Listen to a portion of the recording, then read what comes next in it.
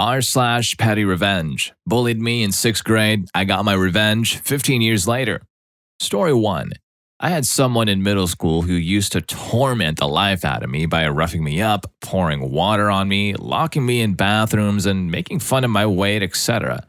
I recently saw on Facebook that he's engaged, so I stupidly thought of a petty revenge plan. I used an old Instagram account and posed as a pretty woman and messaged him.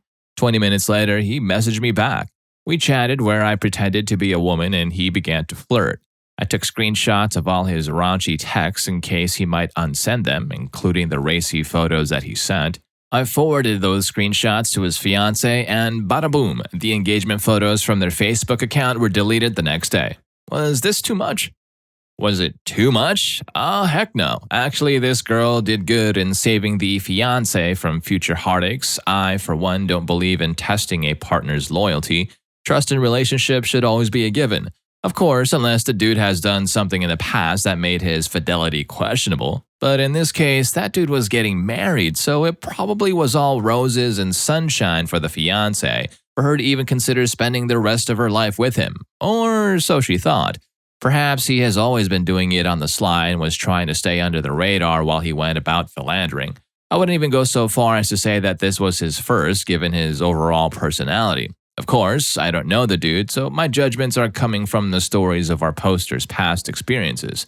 As a teen, he was a complete pain in the behind, and the poster is probably not the only kid that he tormented before either. If only that dude stopped being a schmuck early on, then he wouldn't have gotten to this stage. But again, if this guy was like that when he was younger, who knows if this has become a habit to him. Being cruel, insulting, and threatening to others who are weaker is something that can be taken into adulthood and may pose issues later in life. There's a study on this, folks. Kids who torment others are more likely to lie, fight, and intimidate others as adults. This one incident with the fiancé is proof of that. Who knows what else he has been doing under wraps? He could have been intimidating someone at work or always picking on the family wimp at reunions or anything else really. So no, outing that dude was the best thing you could have done for the fiancé, for yourself and others who were probably tormented by him but never spoke up. Story 2. I live in a college dorm on an all-female floor. I usually wear a bra when leaving the dorm building, but I'm not going to put on a bra under my shirt just to walk down the hall to the bathroom. A few days ago, I left my room and walked 10 yards down the hall to the water fountain, refilled my water bottle, and went back to my room. I was wearing a white tank top and no bra. The tank top was fitted but not see-through, so you could only see the outline. There was a small group of people hanging out in the hall and outside a few of the rooms, but I didn't think much of it until around half an hour later when I got a knock on the door from one of the girls I'd seen in the hall. She said something to the effect of, "Hey, so sorry to ask you this, but if you go out into the hall again, could you put a bra on? My boyfriend's out there and he was staring a little, so..." I'm super non-confrontational, so I said, "Yeah, sure, sorry about that." And for the rest of that night, anytime I left my room, I put a bra or sweater on. And that was the end of it, or so I thought. The next day, my roommate told me she'd overheard the girl telling a few of her friends about the incident while in the bathroom. She said the girl was making it sound like I'd been purposely trying to her boyfriend, wearing basically nothing, taking my time at the water fountain, posing to push out my girls, the whole works. When she left the bathroom, my roommate said the girl was actually acting it out at the water fountain, pretending to be me. That night, I passed the girl and some of her friends on my way to brush my teeth. I wasn't wearing a bra, I was already in pajamas. The girl looked pointedly down at my chest and all of them started giggling. But the last straw was when the entire dorm got an email from the RA yesterday saying she'd gotten some anonymous complaints about people dressing inappropriately in the hallways, and asking that we all just make sure we're keeping things covered up. So here's where I got my petty little revenge. I knew that the girl's boyfriend doesn't go to college here. The girl and I were in the same orientation group and chatted a bit back then. I also knew that due to the pandemic, we weren't allowed to have non-student and non-family guests in the dorms this year. So I used the same anonymous complaint form to issue a complaint about people bringing their off-campus boyfriends into our dorm and them not wearing a mask. Masks are mandatory in the hallways, although not frequently enforced. This morning, the RA emailed again saying that due to anonymous complaints, They'd be enforcing the no off-campus guest rule by checking IDs of unfamiliar guests to make sure they were students from then on. Really, this girl should be thanking me. If she was concerned about her boyfriend seeing the vague outline of my girls in the dorm hallways, she no longer needs to worry. Now, this girl ought to have been confrontational and just tippy-toed out of her room with her bra over her shirt, or maybe just a bra and no shirt at all. Anyway, that other girl didn't go into specifics, right? She just asked for the poster to wear a bra when going out of her dorm. Besides, the poster wasn't even trying to make a fashion statement nor have any other intentions. She was just after some hydration. If her wardrobe choice caught the attention of the other girl's boyfriend, then maybe the problem would have been with that dude. I mean, what kind of boyfriend stares at other girls right in front of their girlfriends? And how did the girlfriend even notice her boyfriend was staring at her poster? Was she aware of the poster before that incident, or was she aware her boyfriend had been staring at her poster before? Makes me wonder. Okay, how many of you have lived in co-ed dorms when you were in college? You know, those dorms wherein you got boys on this floor, girls on this floor, and so on. And in most of those dorms, there is probably 1 or 2 elevators servicing all floors, usually located right smack in the middle of the building. So let's say the shower rooms are all the way down the hall and the girls get out of the shower in their towels because why bring your clothes to get dressed when everything is just wet inside shower rooms? So would it be their fault if the elevator doors open and a bunch of guys riding it gawk at them? Of course not. But that girlfriend didn't even stop there. She had to make up stories to make her the victim and our poster the temptress. Hello, Miss Insecurity. Your color matches the green of my shirt, so I'd say good call with the PettyRevenge. I wouldn't even call it revenge. It was the pandemic and there were restrictions. That other girl was simply breaking rules and she had to be reprimanded. And this is a lesson for all of you people out there.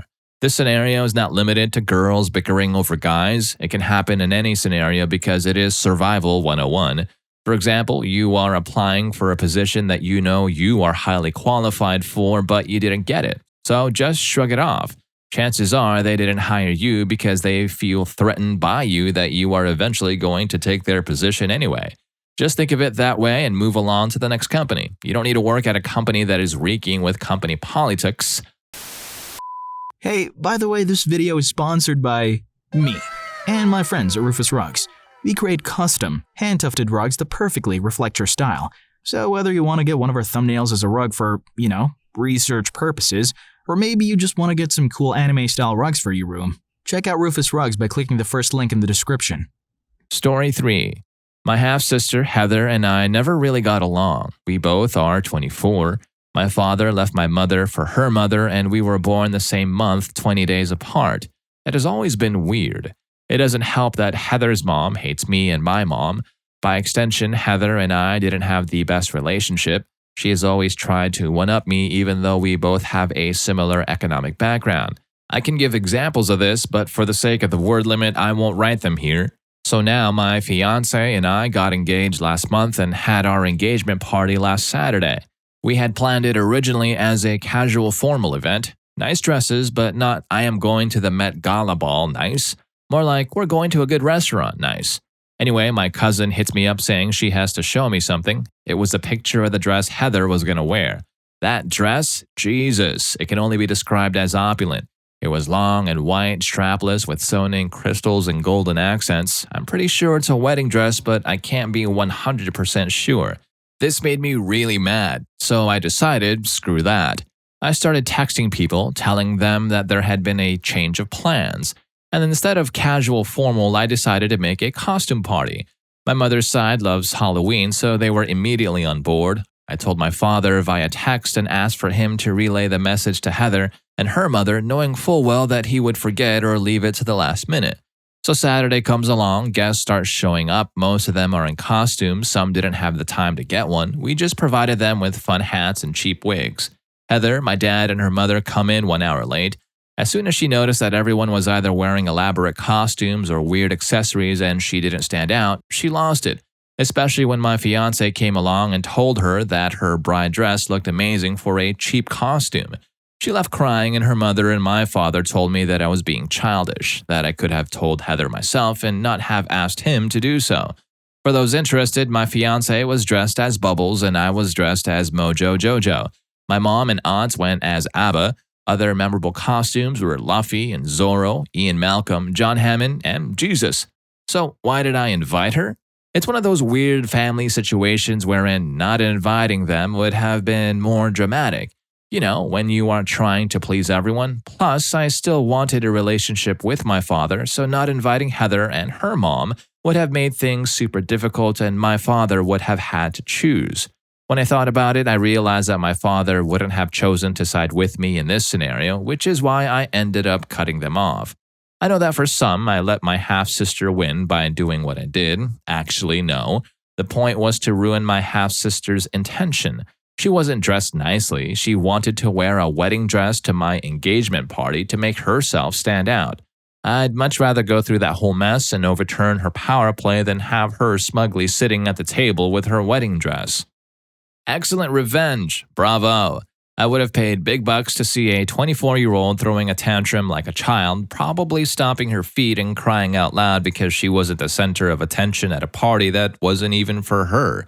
What a baby adult. So wait, let me guess. When they were younger, did the stepsister also get presents during the bride-to-be's birthday party so she wouldn't ruin them? I think that's a messed up scenario and just bad parenting. It enables the kid to grow up into an entitled adult, which in this case seems to have been what happened. But I mean, we have a father here who basically outed himself that he forgot to tell the stepsister, but still managed to make it sound like it was the bride-to-be's fault. Also, the two sisters being the same age and born days apart, what a total dirtbag.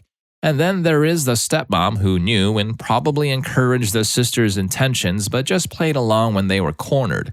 Or maybe acted hurt that they got left out about the changes to the plans for the party and blamed the bride-to-be.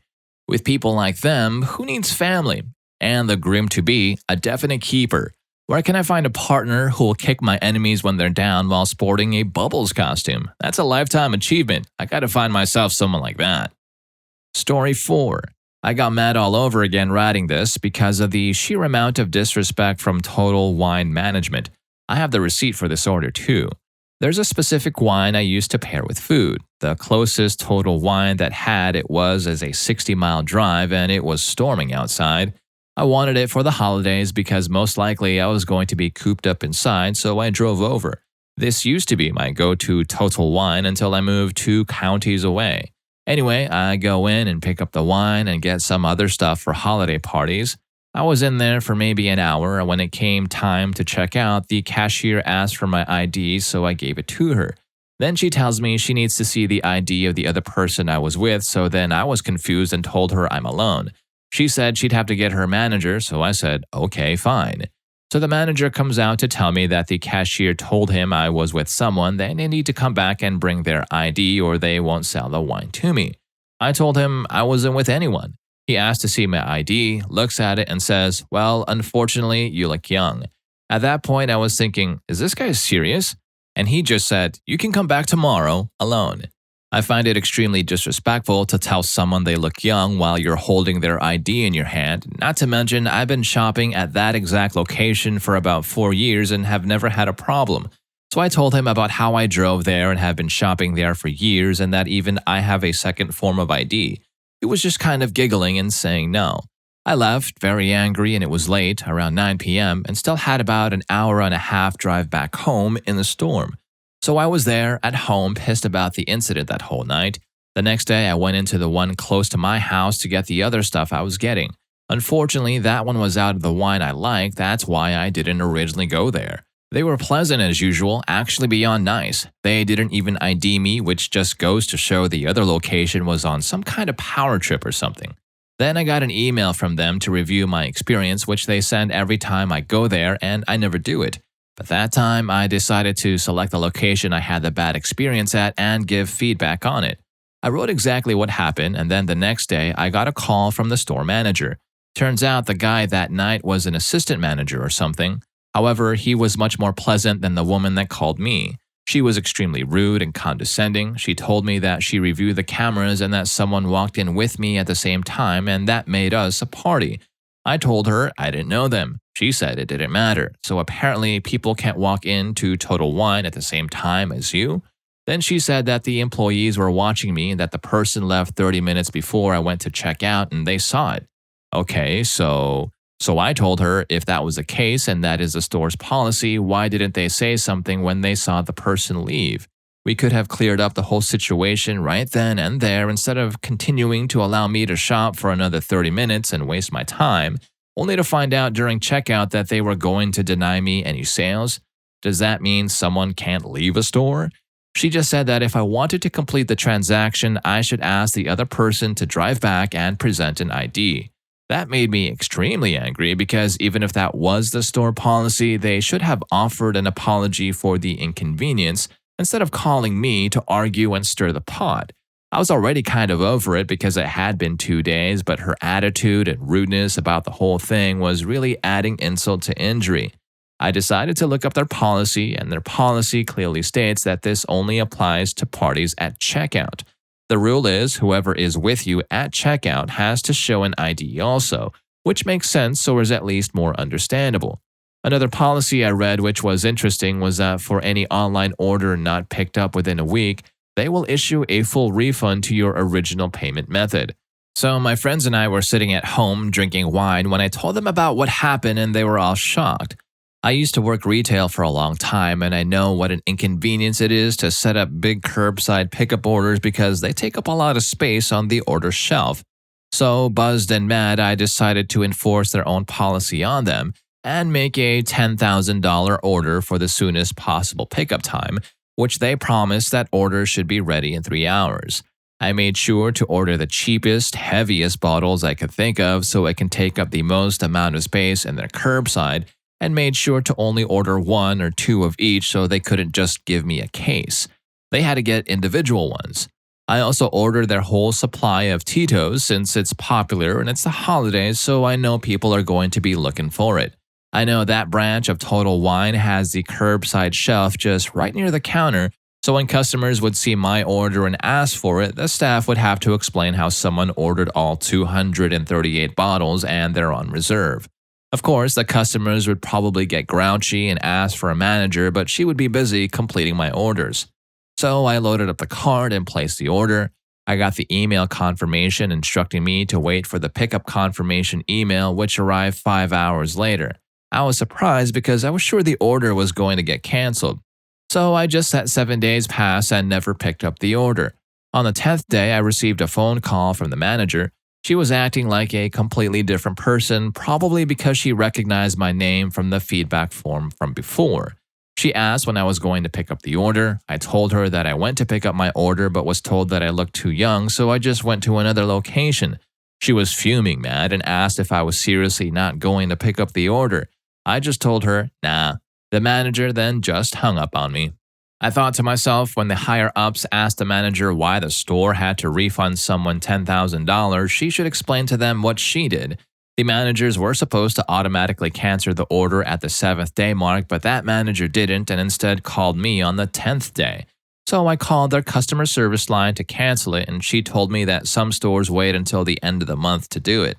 I'm assuming the manager was trying to hold out on refunding to end the year on a better number. Retail does that. I made them cancel it right then and there. Wow, talk about power tripping. In a world where customer service should be paramount, that incident is a glaring example of management's power trip gone wrong. It wasn't just a story of inconvenience, but also a cautionary tale to businesses that try to underestimate the wrath of dissatisfied customers. Our customer, who had to drive 60 miles through a storm just to buy a particular wine, and was turned down because of an absurd policy. Adding insult to injury was the condescending comment about her appearance. Okay, that one, well, if someone said I looked younger at my age, I'll give them a fist bump and yell, oh yeah. But seriously, assistant manager dude, you already have the evidence of age at hand. Where did that comment come from? Or was the assistant manager just trying to hit on the customer? Maybe, what with the giggling and all. And what is up with the manager being rude while on the call with the customer? At that point, shouldn't common sense dictate that she act apologetically about the customer's bad experience? Her lack of empathy and arrogance would infuriate an already miffed customers.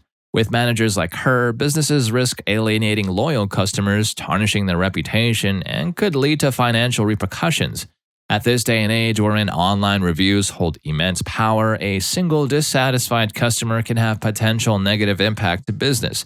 So I can't really blame the customer when she decides to strike back. That would make the manager feel the weight of her transgressions. This incident is a reminder to businesses that customers are not to be trifled with. Remember, while this idea is trite, it still holds power to this day. Customers are always right. I hope you enjoyed the video, and if you made it this far, I'm sure you'll also enjoy coworker tried to get me fired over implants. Time for a reverse Uno card. Story 3 is crazy. I'll see you in that video.